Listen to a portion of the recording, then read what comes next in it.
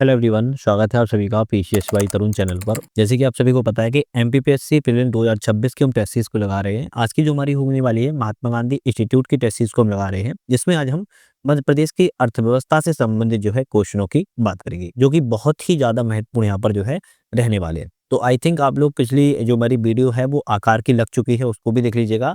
और आज का जो हमारा है एमजीआईएस का 5 नंबर का टेस्ट है। इससे पहले हम जो 4 टेस्ट लगा चुके हैं उसको आप जरूर कंप्लीट कर लेना, वो बहुत ही ज्यादा महत्वपूर्ण है। बात करेंगे आत्मनिर्भर मध्य प्रदेश रोड मैप 2023 जो है कब जारी किया गया। तो आत्मनिर्भर मध्य प्रदेश रोड मैप 2023 वाला पूछ रहा है कब जारी किया गया। आपका ऑप्शन इसमें रहेगा 12 नवंबर 2020 को जो है जारी किया गया था। इसका लक्ष्य क्या है? इसका लक्ष्य क्या है? इसका लक्ष्य है कि 2023 तक मध्य प्रदेश को आत्मनिर्भर बनाना इसका लक्ष्य था। अच्छा, आत्मनिर्भर भारत अभियान की शुरुआत की गई कब की गई? अगर ये भी क्वेश्चन आ जाए तो बता सकते हो आत्मनिर्भर भारत अभियान की शुरुआत कब की गई है। तो 12 मई 2020 को 12 मई 2020 को आत्मनिर्भर भारत अभियान की शुरुआत की गई थी। और आत्मनिर्भर मध्य प्रदेश रोड मैप 12 नवंबर 2020 को जारी किया गया था। इस कौन जारी करता है आत्मनिर्भर भारत अभियान? नीति आयोग के सहयोग से जारी किया जाता है। यहाँ लिखा है ATMAN MP@ 2023 में टी का क्या अर्थ है?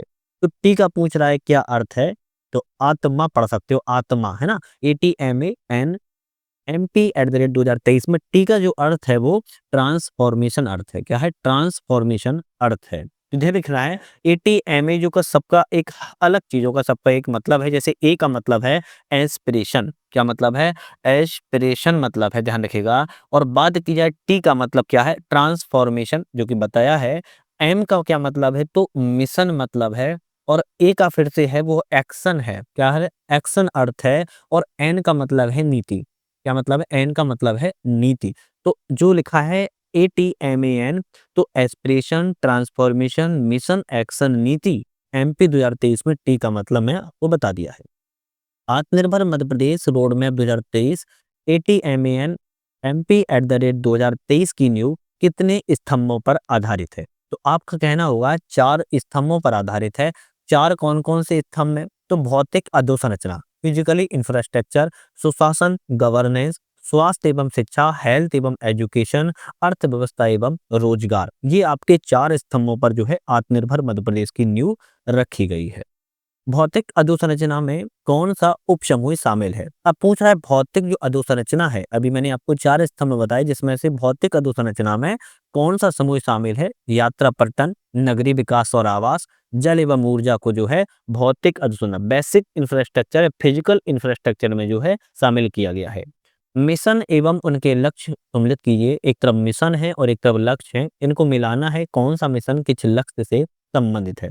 जैसे अगर हम बात करें मिशन निर्माण, मिशन निर्माण किससे संबंधित है? तो आप कहेंगे भौतिक अधोसंरचना एवं सड़क निर्माण से संबंधित है। मिशन निरामय किससे संबंधित है? तो आप कहेंगे स्वास्थ्य एवं चिकित्सा से संबंधित है।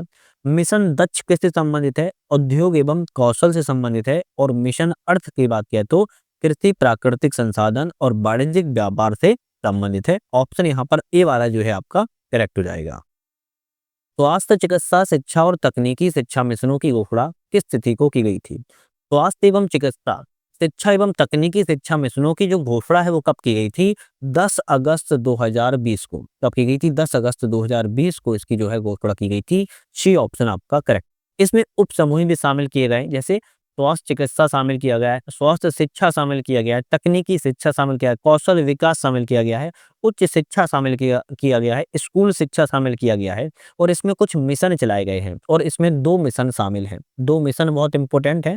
मिशन बोधि नाम से है एक आपका, दूसरा मिशन आपका मिशन निरामय नाम से है। मिशन निरामय और मिशन बोधि जो है इसी स्वास्थ्य के संबंध में जो है चलाए गए। चलिए नेक्स्ट क्वेश्चन की बात करेंगे। निम्नलिखित कथनों पर विचार करें, और विचार करना जरूरी है। पहला कहता है एक जिला एक उत्पाद पहल का कार्यान्वयन जो है प्रधानमंत्री सूक्ष्म खाद्य प्रसंस्करण उद्यम औपचारिकता योजना के अंतर्गत जो है किया जाता है। तो आपका एक जिला एक उत्पाद, वन डिस्ट्रिक्ट वन प्रोडक्ट की जो पहल है उसके लिए जो कार्य करता है वो प्रधानमंत्री सूक्ष्म खाद्य प्रसंस्करण उद्यम औपचारिकता योजना के जो है अंतर्गत किया जाता है। बिल्कुल करेक्ट ऑप्शन है। दूसरा कहता है इस योजना का मुख्य उद्देश्य उद्देश्य है कि प्रत्येक जिले की विशिष्ट उत्पाद को पहचान है उसको दिलाना और राष्ट्रीय एवं वैश्विक बाजारों में उसको प्रतिस्पर्धी बनाना। बिल्कुल बात ठीक है। इस योजना के तहत केंद्र और राज्यों को वित्तीय साझेदारी का जो अनुपात है 70-30 रखा गया है। क्या 70-30 रखा गया है? नहीं भाई। इसमें आपकी केंद्र सरकार 60% और राज्य सरकार 40% जो है वहन करती है। तो तीसरा गलत है, केवल पहला और दूसरा ऑप्शन यहाँ पर आपका सही है। नेक्स्ट क्वेश्चन तरफ बढ़ते हैं। नेक्स्ट क्वेश्चन आता है, भारत सरकार के द्वारा एक जिला एक उत्पाद योजना को सभी राज्यों केंद्र शासित प्रदेशों में लागू करने का निर्णय कब लिया गया? तो यह निर्णय जो है आपका 13 फरवरी 2023 को सभी राज्यों एवं केंद्र शासित प्रदेश में लागू करने का निर्णय जो है लिया गया था। इसका उद्देश्य बताया मैंने ऊपर, जिलों के जो स्थानीय उत्पाद होते हैं उनको पहचान और वैश्विक मार्केटिंग के लिए इसको प्रदान करना है। राष्ट्रीय एक जिला एक उत्पाद पुरस्कार 2024 में राज्य संघ राज्य क्षेत्र श्रेणी में मध्य प्रदेश को कौन सा स्थान जो है ये पदक जो है प्राप्त हुआ है? तो आप कहेंगे मध्य प्रदेश को रजत पदक प्राप्त हुआ है, 2024 का मिला है वन डिस्ट्रिक्ट वन प्रोडक्ट के तहत। तो एक जिला एक उत्पाद 2024 पुरस्कार समारोह का आयोजन कब और कहां पर किया गया था? कब और कहां पर किया गया था, ये ऑप्शन आ गया है। तो आपका ऑप्शन इसमें क्या रहेगा? आप इसमें कहेंगे आपका 14 जुलाई 2025 को किया गया था और वो भी नई दिल्ली में किया गया है। नई दिल्ली में किया गया है। नेक्स्ट आता है कि नीचे दिए गए जिला कॉमन एक है और वन डिस्ट्रिक्ट वन प्रोडक्ट है। किस जिले से कौन सा उत्पाद आपका संबंधित है? बात की जाए तो बात की जाए आगर मालवा से संतरा संबंधित है। अलीराजपुर से बात की जाए तो आपके महुआ संबंधित है। अनूपपुर से बात की जाए तो कोदो कुटकी संबंधित है और अशोकनगर से चंदेरी हथकरघा संबंधित है। ऑप्शन आपका ए वाला यहाँ पर करेक्ट है। नेक्स्ट बात करेंगे, किस जिले का एक जिला एक उत्पाद मुख्य रूप से एक फसल उत्पाद नहीं है? तो एक फसल उत्पाद इनमें से कौन सा नहीं है बात कर रहा है? तो अगर हम बात करें मंदसौर से लहसुन संबंधित है, लहसुन संबंधित है और ये किसमें आता है? फसल में आता है। खरगोन से बात किया तो मिर्च संबंधित है, ये भी फसल में आती है। नरसिंहपुर में तूर दाल संबंधित है, ये भी आपकी फसल में आती है। ग्वालियर से बात की जाए आपके बलुआ पत्थर की टाइल संबंधित है, बलुआ पत्थर की टाइल से संबंधित है, संगमरमर संबंधित है, ध्यान रखिएगा। तो ये किसमें आता है? खनिज आधारित उत्पाद में आता है, ये फसल उत्पाद है नहीं आता है। नेक्स्ट क्वेश्चन तरफ बढ़ेंगे। निम्नलिखित जिलों में उनके सही वन डिस्ट्रिक्ट वन प्रोडक्ट एक जिला एक उत्पाद को मिलाना है। जैसे यहाँ पर बात कर रहा है जिला है और यहाँ पर वन डिस्ट्रिक्ट वन प्रोडक्ट उत्पाद है। हरदा से संबंधित क्या है? बांस संबंधित है। बैतूल से बात किया तो सागौन संबंधित है। दमोई से चना संबंधित है और धार से बाघ प्रिंट जो है संबंधित है। तो ऑप्शन यहाँ पर जो आपका सी वाला करेक्ट हो जाएगा। ऐसे क्वेश्चन एग्जाम में आजकल बहुत आ रहे हैं। शहडोल जिले का एक जिला एक उत्पाद के तहत कौन सा प्रमुख उत्पाद है? तो शहडोल से संबंधित कौन सा उत्पाद है? हल्दी संबंधित है। शहडोल जिले से हल्दी संबंधित है। मध्य प्रदेश के निम्नलिखित जिलों एवं उनके वन डिस्ट्रिक्ट वन प्रोडक्ट उत्पादों को सही जोड़ी का असंगत बताइए कौन सा है? तो इनमें से 3 सही है, 1 गलत है। बात की जाए बड़वानी से अदरक संबंधित है, करेक्ट है। गुना से धनिया संबंधित है, ये भी करेक्ट है। खंडवा से प्याज संबंधित है, ये भी करेक्ट है। जबलपुर से आलू नहीं है, जबलपुर से क्या संबंधित है? हरी मटर। जबलपुर से हरी मटर जो है संबंधित है। डी ऑप्शन आपका जो है यहाँ पर गलत था, जबकि ए बी और सी सही थे। नीति आयोग ने पहला सतत विकास लक्ष्य एसडीजी इंडिया इंडेक्स किस वर्ष प्रकाशित किया था? तो बात कर रहा है कि नीति आयोग के द्वारा जो एसडीजी इंडिया इंडेक्स है सबसे पहले किस वर्ष पारित किया गया था? तो 2018 में प्रकाशित किया गया था। एसडीजी में आपको पता ही होगा 17 लक्ष्य इसमें रखे गए हैं, 17 इसमें गोल्स रखे गए हैं जो कि बहुत इंपॉर्टेंट है। सतत विकास लक्ष्य एसडीजी को प्राप्त करने के लिए भारत का लक्ष्य वर्ष कौन सा है? तो भारत का लक्ष्य वर्ष जो है आपका 2030 है। ये इंपॉर्टेंट क्वेश्चन है कि लक्ष्य वर्ष जो है पूछ लेता है। 193 संयुक्त सदस्य राष्ट्र जो देश हैं इसमें शामिल हैं। 2030 तक भारत के द्वारा एसडीजी को प्राप्त करने की प्रतिबद्धता जो है दर्शाई गई है। सतत विकास लक्ष्य इंडिया इंडेक्स 2023-24 में मध्य प्रदेश का कुल स्कोर कितना था? तो मध्य प्रदेश का टोटल स्कोर जो है 67 था, 67वें स्थान पर था। किस श्रेणी में था? फ्रंट रनर की श्रेणी में था। अगर ये भी क्वेश्चन आ जाए किस श्रेणी में था? फ्रंट रनर की श्रेणी में था। और फ्रंट रनर जो श्रेणी है आपकी 65 से लेके 99 के बीच में जो है आपकी होती है। नेक्स्ट बात करेंगे, सतत विकास लक्ष्य इंडिया इंडेक्स के अनुसार 0 से 49 अंक वाले राज्य किस श्रेणी में आते हैं? तो आप कहेंगे एस्पिरेंट श्रेणी में आते हैं। किसमें? एस्पिरेंट श्रेणी में 0 से 49 वर्ग के आते हैं। परफॉर्मर में बात किया तो 50 से 64 वर्ग में आते हैं। फ्रंट रनर में बात किया है तो 65 से 99 में आते हैं और अचीवर्स में बात किया तो 100 पे आता है। नीति आयोग की सतत विकास लक्ष्य इंडिया इंडेक्स 2023-24 में मध्य प्रदेश की श्रेणी क्या थी? तो अभी बताया था फ्रंट रनर श्रेणी में था, आपका स्थान 67 मध्य प्रदेश का रहा है। नेक्स्ट क्वेश्चन तरफ बढ़ेंगे। सतत विकास लक्ष्य इंडेक्स 2023-24 के अनुसार सतत विकास लक्ष्य पहले में क्या है? गरीबी उन्मूलन है। तो इसमें मध्य प्रदेश ने कौन सा स्थान है? तो गरीबी उन्मूलन में, या ऐसे पूछा जाए कि एसडीजी फर्स्ट में 2023-24 में लक्ष्य में मध्य प्रदेश का स्थान कौन से नंबर पर है? तो आप कहेंगे एसडीजी इंडेक्स में मध्य प्रदेश जो है 19वें स्थान पर है। इसमें 19वें स्थान पर है, ये इंपॉर्टेंट है। बात करिए सतत विकास लक्ष्य इंडिया इंडेक्स 2023-24 के अनुसार सतत विकास लक्ष्य 15 में, एसडीजी 15 में मध्य प्रदेश का कितना स्कोर है? तो आपका मध्य प्रदेश का 90 स्कोर है। कौन सा? 90 स्कोर है। और एसडीजी अगर 15 की बात की जाए, भूमि पर जमीन से संबंधित है, भूमि पर जमीन से संबंधित है, और देश में इसका स्थान जो है 6वां है, जबकि मध्य प्रदेश का 90वां स्थान है। नेक्स्ट बात की जाए कि सतत विकास लक्ष्य इंडेक्स 2023-24 के अनुसार मध्य प्रदेश के किस लक्ष्य में देश में 6वें स्थान पर है? तो देश में किस 6वें स्थान पर है? तो आप कहेंगे 6वें स्थान पर एसडीजी 11 में है। किसमें? एसडीजी 11 में, जिसमें सतत शहर और समुदाय के बारे में बात की गई है। ऑफिशियली टिकाऊ शहर और सामुदायिक विकास के बारे में बात की गई है। इसमें मध्य प्रदेश जो है आपका 6वें स्थान पर जो है अपना स्थान को बरकरार रखा है। इसमें शहरी आवास, सार्वजनिक परिवहन, अपशिष्ट प्रबंधन, झुग्गी झोपड़ियों में आवास करने को शामिल किया गया है। नेक्स्ट आता है कि भारत में सतत विकास लक्ष्य 14 किससे संबंधित है? तो एसडीजी 14 की बात की जा रही है, जल के नीचे जीवन से संबंधित है। जल के नीचे जीवन से संबंधित आपका एसडीजी 14 संबंधित है। बात की जाए सतत विकास लक्ष्य इंडिया इंडेक्स 2023-24 में कौन सा राज्य और केंद्र शासित प्रदेश पहले स्थान पर है? तो एसडीजी की बात की जा रही है कि इसमें पहले स्थान पर, सॉरी, इस एसडीजी में फर्स्ट स्थान पर जो है कौन सा राज्य या केंद्र शासित प्रदेश है? तो आपका ऑप्शन रहेगा केरल एवं चंडीगढ़। केरल राज्य और चंडीगढ़ केंद्र शासित प्रदेश जो है आपके एसडीजी इंडिया में इंडेक्स में पहले स्थान पर अपने स्थान को बरकरार रखा हुआ है। सतत विकास लक्ष्य एसडीजी इंडिया इंडेक्स 2023-24 में मध्य प्रदेश के लिए सबसे कम स्कोर 39 किस चीज को दर्शाता है? तो सबसे जो आपका लो स्कोर है, कम स्कोर है, वो आपका एसडीजी 9 में दर्शाता है उद्योग नवाचार बुनियादी ढांचे से संबंधित है, जिसमें मध्य प्रदेश को आपका 39वें स्कोर के साथ रखा गया है। और राष्ट्रीय रैंकिंग में बात किया है तो आपका 25 है, जबकि एसडीजी स्कोर मध्य प्रदेश की बात किया तो 39 है, जो कि एस्पिरेंट श्रेणी में आता है।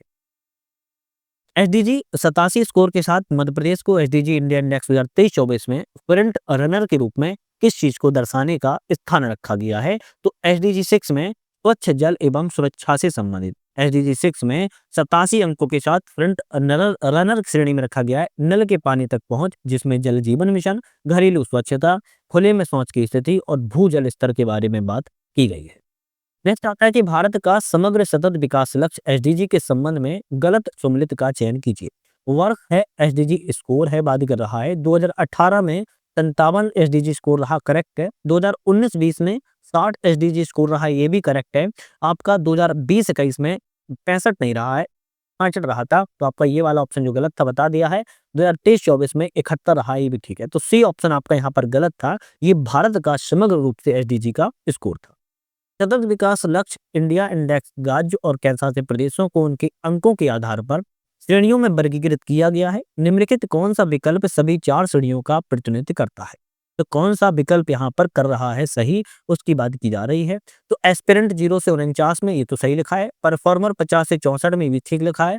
फ्रंट रनर 65 से 99 में ठीक कह रहा है। अचीवर 100, मतलब पहला ही ऑप्शन इसमें आपका जो है एसडीजी के बारे में सही है। सतत विकास लक्ष्य इंडेक्स 2023-24 के बारे में कौन सा विकल्प यहाँ पर गलत है? तो 2023-24 के लक्ष्य हैं और भारत मध्य प्रदेश का समग्र एक स्कोर है। तो एमपी के स्कोर के बारे में बात कर रहा है, कौन सा गलत है?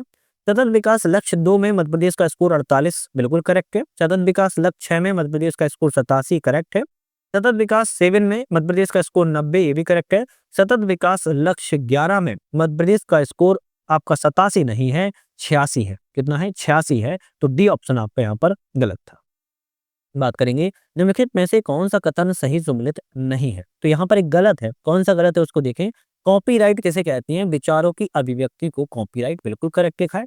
पेटेंट की बात की जाए तो नवीन प्रक्रियाएं, मशीनें आदियों का आविष्कार करना पेटेंट कहलाता है, ये भी ठीक है। ट्रेड सीक्रेट किसे कहते हैं? ट्रेड सीक्रेट हम व्यापारिक जानकारी की गोपनीयता को कहते हैं, वस्तुओं की सेवाओं के पृथक नहीं, गोपनीयता को कहते हैं। क्या कहते हैं? व्यापारिक जानकारी की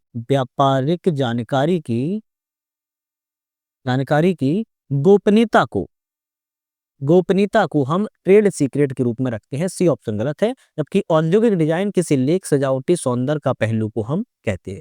तो यहाँ पर आपका जो है, आपका सी ऑप्शन गलत था। व्यावसायिक वस्तुओं एवं सेवाओं को पृथक करने के लिए जो चिन्ह है वो किसमें संबंधित आएगा? वो जीआई टैग में दिए जाते हैं। किसमें? जीआई टैग में दिए जाते हैं। चलिए नेक्स्ट क्वेश्चन की बात करेंगे। पेटेंट एवं औद्योगिक डिजाइन से संबंधित पेरिस कन्वेंशन कब आयोजित किया गया था? तो अब कहेंगे 1883 में जो है 20 मार्च 1883 को आपका पेरिस में कन्वेंशन किया गया था पेटेंट और औद्योगिक डिजाइन से संबंधित। नेक्स्ट क्वेश्चन तरफ बढ़ेंगे। मध्य प्रदेश बौद्धिक संपदा सुविधा केंद्र कहाँ पर स्थित है? मध्य प्रदेश में बौद्धिक संपदा सुविधा केंद्र, है ना, बात की जा रही है, आईपीएफ की बात की जा रही है, कहाँ पर स्थित है? तो आपका ऑप्शन रहेगा इंदौर शहर में स्थित है। तो बौद्धिक संपदा सुविधा केंद्र मध्य प्रदेश का इंदौर में है, ध्यान रखिएगा। मध्य प्रदेश के कितने कृषि उत्पादों को जीआई टैग प्राप्त है? तो मध्य प्रदेश के कितने कृषि उत्पादों को जीआई टैग जो है दिया गया है? ऑप्शन रहेगा मध्य प्रदेश के आपके 7 उत्पादों को भी हाल ही में जीआई टैग दिया गया है। अब बात किया है बालाघाट के चिन्नौर चावल को पहला कृषि उत्पाद मिला था। अभी नागपुर संतरा को दिया गया है, महोबा देवसारी पान को मिला है, बालाघाट चिन्नौर चावल को, सरबती गेहूं को, सुंदरजा आम को, रतलाम लियावन लहसुन को, बुंदेलखंड की कठियावाड़ गेहूं को, 7 उत्पादों को मिला है। अभी और भी मिल जाएंगे, टेंशन नहीं लेना है, इसके बारे में थोड़ा अपडेटेड रहना है। जब एग्जाम आएगा जीआई टैग पे प्रॉपर वीडियो बना देंगे, थोड़ा उसको जरूर ध्यान रखिएगा। फरवरी 2025 तक मध्य प्रदेश को कुल कितने जीआई टैग प्राप्त हो चुके हैं? तो मध्य प्रदेश को अब तक फरवरी 2025 तक 21 जीआई टैग मिल चुके हैं और अभी और भी जीआई टैग बढ़ जाएंगे, इसलिए सभी जीआई टैग की वीडियो हम प्रॉपर एक बना देंगे, उसको देख लेना। चलिए नेक्स्ट क्वेश्चन बात करेंगे। मध्य प्रदेश को हस्तशिल्प श्रेणी के कितने भौगोलिक संकेतक प्राप्त हो चुके हैं? हस्तशिल्प श्रेणी में कितने भौगोलिक संकेतक, कितने जीआई टैग मिल चुके हैं? हस्तशिल्प श्रेणी में आप कहेंगे 11 उत्पादों को हस्तशिल्प श्रेणी में मिल चुके हैं, जिसमें चंदेरी साड़ी, महेश्वर साड़ी, बेल मेटल उत्पाद, चमड़े खिलौने, बाग प्रिंट, लोई शिल्प, बाटिक प्रिंट, गॉन्ड पेंटिंग, हस्तशिल्प कालीन, 12 सिमनी हथकरघा, स्टोन क्राफ्ट, ये आपके 11 उत्पाद है। इस पर हम प्रॉपर बात कर लेंगे, तो इस पर ज्यादा अभी समय नहीं दे रहे। मध्य प्रदेश पेटेंट कार्यालय का क्षेत्राधिकार किस शाखा के अंतर्गत आता है? आप कहेंगे मुंबई शाखा के अंतर्गत जो है आता है। मध्य प्रदेश में वर्ष 2022-23 में कितने पेटेंट फाइलिंग दर्ज किए गए? 2022-23 में पेटेंट फाइलिंग मध्य प्रदेश के कितने किए गए हैं? आपको ध्यान रखना है 646। 646 पेटेंट फाइलिंग को किया गया है, 230% की वृद्धि हुई है। 2018-19 से 2022-23 में आपकी 230% की वृद्धि हुई है। कौन सा भौगोलिक संकेतक मध्य प्रदेश को वर्ष 2023 में प्राप्त नहीं हुआ? इसमें से 2023 में कौन सा प्राप्त नहीं हुआ है? तो सबसे पहले तो याद रखो कि 2023 में मध्य प्रदेश को आपके 9 जीआई टैग जो है दिए गए थे, 9 उत्पादों पर जीआई टैग दिए गए थे। अब जिसमें से इनमें कौन सा नहीं मिला है? बुंदेलखंड की कठियावाड़ गेहूं को 2023 में नहीं दिया गया था, क्योंकि बुंदेलखंड के कठियावाड़ गेहूं को 2024 में दिया गया है। तो ग्वालियर के कालीन, जबलपुर के स्टोन क्राफ्ट और उज्जैन का बाटिक प्रिंट को 2023 में ही दिया गया था।